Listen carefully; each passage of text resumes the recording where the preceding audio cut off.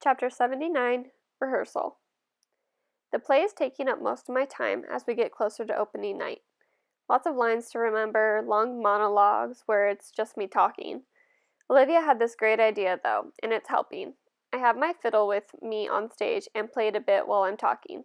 It's not written that way, but Mr. Davenport thinks it adds an extra folksy element to have the stage manager plucking on a fiddle.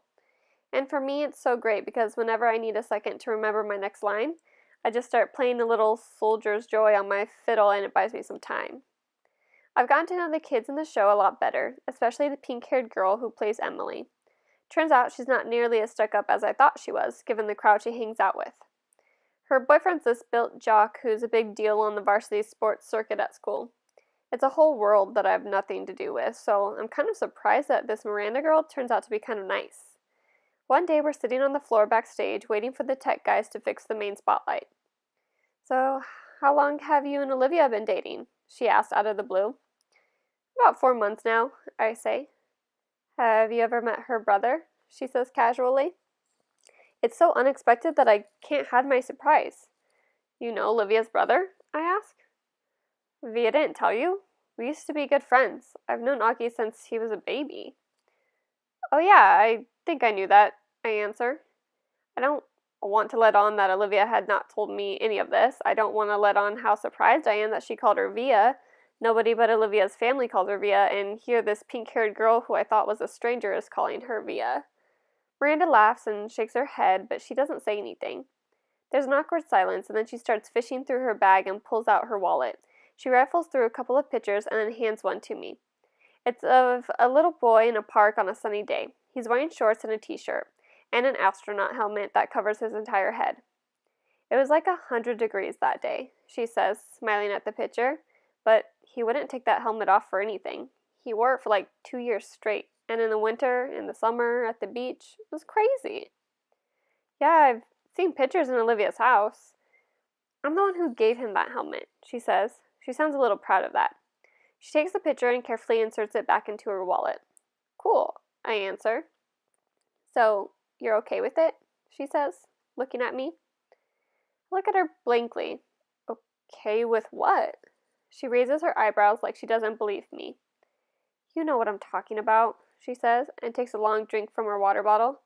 "Let's face it," she continues, "the universe was not kind to Augie Pullman." Chapter 80, Bird. "Why didn't you tell me that you and Miranda Navas used to be friends?" I say to Olivia the next day. I'm really annoyed at her for not telling me this. "It's not a big deal," she answers defensively, looking at me like I'm weird.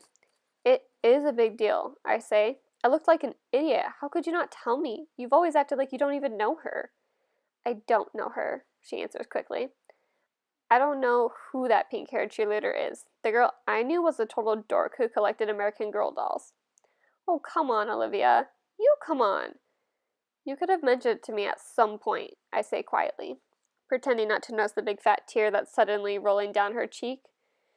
She shrugs, fighting back bigger tears. "It's okay. I'm not mad," I say, thinking the tears are about me. "I honestly don't care if you're mad," she says spitefully. "Well, that's real nice," I fire back.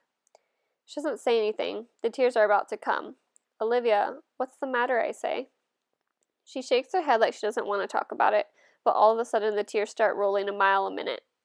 "I'm sorry it's not you, Justin. I'm not crying because of you," she finally says through her tears. "Then why are you crying?" "Because I'm an awful person." "What are you talking about?" She's not looking at me, wiping her tears with the palm of her hand. "I haven't told my parents about the show," she says quickly. I shake my head because I don't quite get what she's telling me. "That's okay," I say. "It's not too late. There are still tickets available." "I don't want them to come to the show, Justin," she interrupts impatiently. "Don't you see what I'm saying? I don't want them to come. And if they come, they'll bring Augie with them. And I just don't feel like..." Here, she's hit by another round of crying that doesn't let her finish talking. I put my arm around her. "I'm an awful person," she says through her tears. "You're not an awful person," I say softly. "Yes, I am," she sobs. "It's just been so nice being in a new school where nobody knows about him, you know?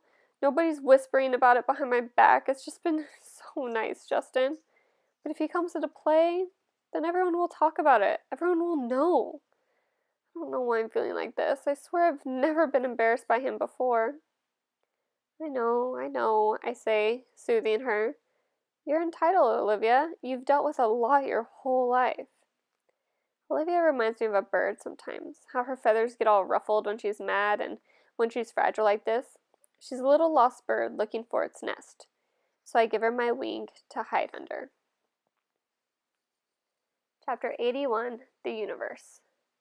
I can't sleep tonight. My head is full of thoughts that won't turn off. The lines from my monologues, elements of the periodic table that I'm supposed to be memorizing, theorems I'm supposed to be understanding, Olivia, Augie. Miranda's words keep coming back. The universe was not kind to Augie Pullman. Thinking about that a lot and everything it means, she's right about that. The universe was not kind to Augie Pullman. What did that little kid ever do to deserve his sentence? What did the parents do? Or Olivia? She once mentioned that some doctor told her parents that the odds of someone getting the same combination of syndromes that came together to make Augie's face were like 1 in 4 million. So doesn't that make the universe a giant lottery then? You purchase a ticket when you're born, and it's all just random, whether you get a good ticket or a bad ticket. It's all just luck. My head swirls on this. But then, softer thoughts soothe. Like a flattened third on a major chord. No, it's not all random. If it was really all random, the universe would abandon us completely. And the universe doesn't. It takes care of its most fragile creatures in ways we can't see. Like with parents who adore you blindly, and a big sister who feels guilty for being human over you.